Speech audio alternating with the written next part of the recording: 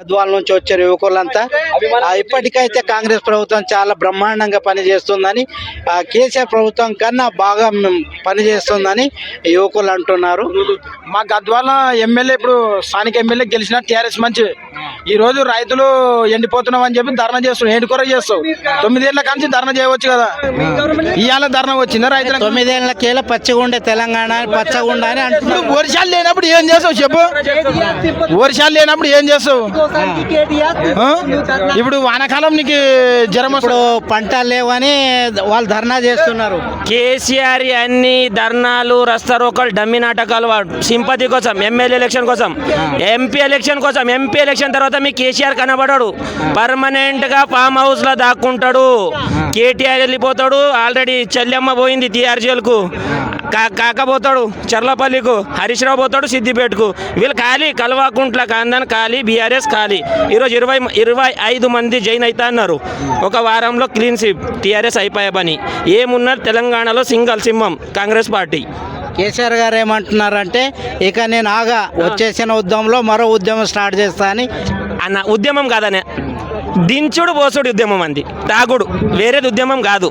ప్రజల కోసం 10 సంవత్సరాలు ఏమైనా చేసిండా కేసీఆర్? నువ్వే చెప్పు, చేసిండా? 60 ఎకరాలు ఉన్న ఫామ్ హౌస్ ని 600 ఎకరాలు చేసిండు. వేరేది ప్రజలు ఎవరైనా చేసిండా? నువ్వే చెప్పు. నేను రైతులకు కరెక్ట్ టైంకి రైతు బంద్ వేసిన, ఇప్పుడు రేవంత్ రెడ్డి ప్రభుత్వం రైతు బంద్ అనేది కనీసం 3 ఎకరాల వరకు వేసిండు అనేది వాళ్ళు అంటున్నారు. మీరేమంటారు? పెళ్లి అయినాక, శోభనం అయినాక ఎన్ని రోజులకు పిల్లగాడు పుడతాడనా? 1 సంవత్సరం 9 నెలలు కావాలి. 9 నెలలు 9 రోజులు కావాలి. గవర్నమెంట్ వచ్చి ఎన్ని రోజులు అయినా? 3-4 నెలలు అవుతుంది. అవుతుంది కదా, పని అయితే అవుతుంది కదా, ఆగదు కదా. వీడన్ని దొంగ పనులు చేసిపోయిండు. ఇదానికి సరిదిద్దాలి ఎవరు? రేవంత్ రెడ్డి సరిదిద్దాలి కదా. వీడన్ని మొత్తం నీకైతే తెలుసు, మీడియాలో అందరికి తెలుసు వీడన్ని లంగ పనులు చేసిండని. ఇప్పుడు ఏం ఉద్యమం చేస్తాడు? వీంది ఏం లేదన్న, చీప్ క్వార్టర్ తాగాలి, పండాలి ఇంట్లో, వేరేది ఏం ఆప్షన్ లేదు కేసీఆర్. కరువు కాంగ్రెస్ వచ్చింది, కరువు తెచ్చిందని వాళ్ళు అంటున్నారు. స్వతంత్రం తెచ్చింది ఎవరన్నా? స్వతంత్రం తెచ్చింది ఎవరు? కాంగ్రెస్ పార్టీ. పోనీ మెతుకు సీమ అంటారు, అక్కడికి వెళ్ళి ఇందిరాగాంధీ నిలబడిండే. మన తెలంగాణకు కరువు వచ్చిందంటే కేసీఆర్ వల్లనే వచ్చింది పోయినసారి. ఈసారి కరువు కాదు ఇది. ఏం కరువు వచ్చిందన్న చెప్పు? రైతు ఆత్మహత్య ఎక్కడైనా అవుతున్నాయా? ఈ 3 నెలల రైతు ఆత్మహత్య అయినా ఎక్కడైనా అయినాయా? సో 200 మంది 100 రోజుల్లో 200 మంది చనిపోయారు కాంగ్రెస్ ప్రభుత్వంలో వాళ్ళు అంటున్నారు. ఎక్కడ చచ్చిపోయారన్నా చెప్పు? ఎక్కడ? రేవంత్ రెడ్డిని డైరెక్ట్గా మేము కాంగ్రెస్ కార్యకర్తలు తీసుకోపోతాం. ఎవడు వాణి కార్యకర్తలు సారాదాకి చచ్చిపోతే తెలియదన్న. నికార్సైన రైతు ఎక్కడ సావలేడు. సో 4,000 పెన్షన్ కానీ, తులం బంగారాలు కానీ ఇచ్చిన హామీలు కూడా నెరవేయలేరని. నిరుద్యోగ వృత్తి ఇస్తా అన్నాడన్న, 5 సంవత్సరాలు ఇవ్వలేడు. మేము ఇస్తామన్నా. ఆగు, టెన్షన్ ఎందుకు తీసుకుంటున్నావు? ఆగు, ఏ దానికైనా ఒక టైం ఉంటుంది. కోడ్ పడ్డది. ఇప్పుడు మేము నిరుద్యోగ ఇది నువ్వు అన్నట్టు 4,000 పెన్షన్ ఇస్తాం. కోడ్ ఉల్లంఘించినట్లనే కదా. కోడ్ అయినాక అన్నీ ఇస్తాం, జాగ్రత్తగా ఇస్తాం. ఏది కూడా హామీ తప్పదు. 5 గ్యారెంటీలు ఉన్నాయి, 5 గ్యారెంటీలు ఇచ్చే తీరుతాం. అదే విధంగా రైతులకు కూడా 500 బోనస్ ప్రతి పంట మీద ప్రతిది ఇస్తామంటున్నాం అన్న. ఆగన్నా, మాకు రైతులు ఓట్లు వేసినాని గెలిచినాం కదా కాంగ్రెస్ పార్టీ. నమ్మకం ఉంది కదా. వీడని డమ్మి నాటకాలు కదా విని మీరేం లేదు. ఏం బాధ, తెలంగాణ ప్రజలు ఏం బాధపడరు. వీడు పోతే ఇంకా సుఖపడతారు, దావత్ చేసుకుంటారు అంతే, వేరేదేం ఉండదు. నీకు ఒకటి తెలుసా అన్న? ఒకటి తెలుసు. కవిత జైలుకు పోయేటప్పుడు పిడికిలు బిగించిపోయింది. సౌ సారా 1 రూపాయి కారా. ఏం బిజినెస్ అన్న అది? లేడీస్ చేసే బిజినెస్ అన్న, ఆడవాళ్ళు చేసే బిజినెసా? నువ్వే చెప్పు. మన తెలంగాణ ఆడ మనుషులు ఎవరైనా అది బిజినెస్ చేస్తారా? చేరా? మా మనకి ఎంత బుద్ధి లేదన్న. కూతురునే సారా దందలో ఇరికిచ్చు. అదే ఒక నేను బయటికి వస్తా, నిర్దోషిగా బయటికి వస్తా అని కవిత అన్న. అవి అన్ని డమ్మి నాటకాలు. ఎంపీ ఎలక్షన్ గురించి బయటికి వస్తా, బీటీకి వస్తా. ఆమెను వేస్తే కేజ్రీవాల్ని వేస్తారని ఆమెను వేసిర్రు. ఈమె ముద్దాయి 1 నంబర్, ఏమని ముద్దాయి. ఈమెకి ఇరువరు. ఏమున్నా లోపల బీఆర్ఎస్ బీజేపీ ఒక్కటే. నేను చెప్తున్నా కదా, బీఆర్ఎస్ బీజేపీ ఒక్కటే. తెలంగాణలో 14 సీట్లు మేము గెలుస్తాం. కాంగ్రెస్ పార్టీ కైవసం చేసుకుంటుంది.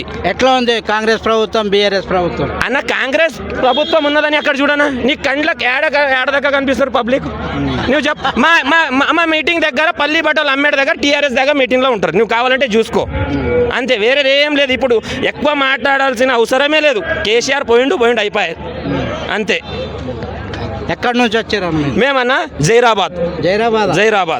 ఏది మా ఎవరు బీబీ పాటిల్ బీబీ పాటిల్ ఎందుకన్నా వన్ పర్ బీబీ పాటిల్ కాదు బాయ్ బాయ్ పాటిల్ అంతేనా? సూరేష్ షెట్కార్ ఆ. సూరేష్ షెట్కార్ బీబీ పాటిల్ కాదు బాయ్ బాయ్ పాటిల్ ఏం చేసిండు అన్న 10 సంవత్సరాలు ఉన్నాడు ఏం చేసిండు చెప్పు వానికి తెలుగు మాటలు వస్తే అడుగు నువ్వు ఆ.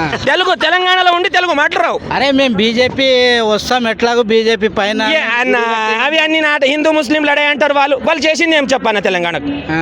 చేసింది ఏమైనా స్కీమ్ ఇక్కడ వస్తే గుజరాత్ లాక్కుపోవడమే వేరేది ఏమైనా ఉందే గుజరాత్ అంతా డెవలప్ అంటారు గుజరాత్ ఎవడో చీడ హార్డ్వేర్ ఎందుకు పెడతాడు రాజస్థాన్ ఎవడో చీడ స్వీట్ హౌస్ ఎందుకు పెడతారు ఒకసారి చెప్పు మన తెలంగాణ డెవలప్ ఉన్నది మన ఆంధ్రప్రదేశ్ డెవలప్ ఉన్నది మన ఇక్కడ కర్ణాటక సౌత్ ఇండియా మొత్తం డెవలప్ ఉన్నదని వాళ్ళు వస్తారు వీళ్ళందరూ ఏం జైరాబాద్ లో జనసంఘం మండల ఏరియాలో కొంతమంది సర్పంచులు అందరూ బీజేపీలో చేరి నీకు ఒకటి చెప్తా అన్న నా నేలకల్ మండలం ఉన్నది నాది శంషలాపూర్ విలేజ్ మా ఊర్లో 96 లీడ్ ఇచ్చినాం మాకేం కానీ కాంగ్రెస్ పార్టీకి మేము లీడ్ ఇచ్చినాం ఇంకా చెప్తున్నాం నేలకల్ మండల్ 4 నుంచి 5,000 లీడ్ కాంగ్రెస్కి ఇస్తుంది జనసంఘం మండలం 4 నుంచి 5,000 అది కూడా ఇస్తుంది ఈసారి జైరాబాద్లో మొత్తానికి సూరేష్ షెట్కార్కు 35,000 మెజారిటీ వస్తుంది రాసి పెట్టుకో కావాలంటే అన్న నువ్వు కావాలంటే ఎవరైనా వస్తే టీఆర్ఎస్ బీజేపీ నుంచి ఒక్కొక్క ఎకరం బిట్టు పెడతా నేను దమ్ముంటే నాతో పెట్టుకోండి 35,000 కన్నా ఒక్క ఓటు తక్కువ వచ్చిన ఛాలెంజ్ ఈసారి జైరాబాద్ పార్లమెంట్ జైరాబాద్ ఓన్లీ నియోజకవర్గం పార్లమెంట్ అయితే ఏడు అన్న ఇంకా స్ట్రాంగ్ ఉన్నది కానీ జైరాబాద్ నియోజకవర్గంలో చెప్తున్నాను నేను వాడు ఏం చేయలేడన్న మాకు మన మొత్తం పేరు కూడా తెలుసు అందుకోసం బాయ్ బాయ్ పాటిల్ అంటున్నాం అంటే ఇప్పుడు బీజేపీ వాళ్ళే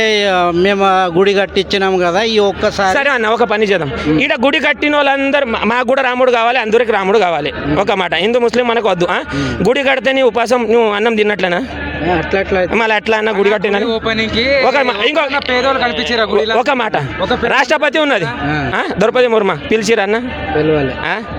ఒక మాట చిన్న మాట నరేంద్ర మోదీ కూడా పెన్లం ఇడ్చిన ఆయననే ఉన్నాడు సింగలే ఉన్నాడు ఆయన కూడా పిలవద్దు కదా అన్న మన హిందూ ధర్మంలో ఒక ఇల్లు కడితే మొత్తం కంప్లీట్ అయినాకే ఇల్లు స్థాపనం చేస్తాం గుడి మొత్తం స్థాపనం ఎట్లా చేస్తారన్న ఇదంతా రాజకీయం గురించి అంతే వేరేది ఏం లేదు కాదు విన్నావా జై రేవంత్ అన్న ఇప్పుడు చెప్పండి ఖచ్చితంగా సురేష్ షెట్కార్ గెలిపించుకుంటారు 101% 100 అయినా ఒక్క రూపాయి సంపాదించలేడు రాజకీయంలో అయితే ఇప్పుడు అక్కడైతే బీఆర్ఎస్ ఎమ్మెల్యే ఉన్నారు ఎవరు ఎట్లా లీడ్ వస్తుంది అంటారు బీఆర్ఎస్ ఎమ్మెల్యేలు ఇద్దరే ఉన్నారు 4 కాంగ్రెస్ సింహాలు ఉన్నాయడా 4 మదన్ మోహన్ జుక్క లక్ష్మీకాంత్ ఆందోళ్ టైగర్ రాజా నరసింహ సంజీవ్ రెడ్డి ఈడ జైరాబాద్లో ఎంతతో గెలిచిండన్న లాస్ట్ మినిట్లో హరీష్ రావు దొంగ డబ్బులు వచ్చి పంచి గెలిచిండు వానికి రాజకీయం అంటాడా మా నియోజకవర్గంలో 500 ఎకరాల రాజకీయ హరీష్ రావు భూమి ఉంది దొంగ భూమి అవి అన్నీ తీస్తాడు రేవంత్ అన్న తెలిసి అన్ని నిదానం అయితే అన్ని ప్రతి ఒక్కరికి రైతు బంధు వస్తుంది అందరికి అన్నీ వస్తాయి వీళ్ళ గుంజుకుంటాడు మాకు ఇస్తాడు టెన్షన్ లేదు ఇంకా అంతే టైం ఉన్నది ఇది మా సోదరులు జైరాబాద్ యువకుల మాట ఈసారి మాత్రం 100% సురేష్ షెట్కార్ని గెలిపించి అదేవిధంగా రేవంత్ రెడ్డి పాలన కేసీఆర్ పాలన కంటే బ్రహ్మాండంగా ఉందని అంటున్నారు.